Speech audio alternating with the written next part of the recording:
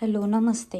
दीपक मुंगणामध्ये तुमचं स्वागत आहे. आज मी तुम्हाला डस्टबिन आपलं सुगंधी पण राहावं आणि डस्टबिनची जी कॅरी बॅग आहे ती आपण क्विकली फास्ट कशी का आपण लावू शकतो ते मी सांगणार आहे. सो सुगंधी डस्टबिन राहावा सो त्यासाठी आपण कॉटनचं असं तोंड पुसायचं जे असतं मार्केटमध्ये भेटतं ते घेऊन यायचं, किंवा तेही नसेल तर आपण जे काही घाम पुसायला टिश्यू पेपर वापरतो त्याचा वापर करू शकतो, किंवा जो टॉयलेट पेपरचा रोल आहे त्याचा वापर करू शकतो. आणि हे वापरून तुम्ही म्हणत असाल कसं काय ह्याचा वास येईल, तर त्यासाठी आपण वापरतो एसेन्स ऑइल, किंवा हेही नसेल तुमच्याकडे तर हे जेव्हा घेतो तर त्याच्यात आपण ड्रॉप्स टाकतो. आणि ज्यांच्याकडे हे नसेल तर ते काय करतील तर आपण वापरतो कापूर, जो देवपूजेला वापरतो. सो तो त्याचे 1-2 हे कापूर त्यात टाकायचे.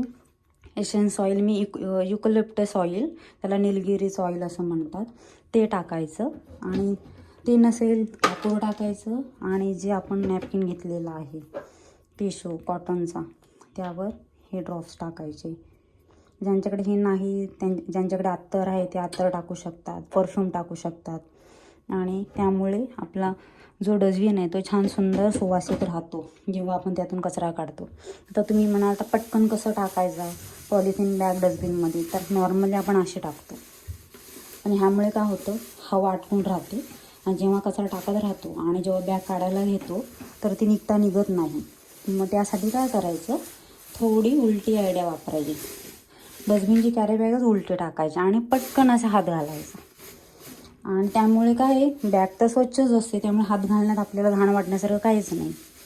आणि नंतर त्याला टाईट असं रोटेट करत जायचं आणि खाली असं खोचून द्यायचे पॉलिथिन बॅग, आणि मग ती छान इझिली राहते.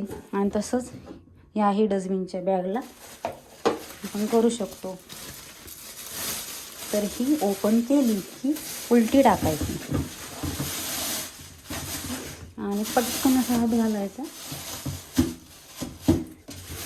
आणि टक करायची, आतमध्ये असं खोचून घ्यायचं. झालं तुमचं डस्टबिन रेडी. थँक्यू.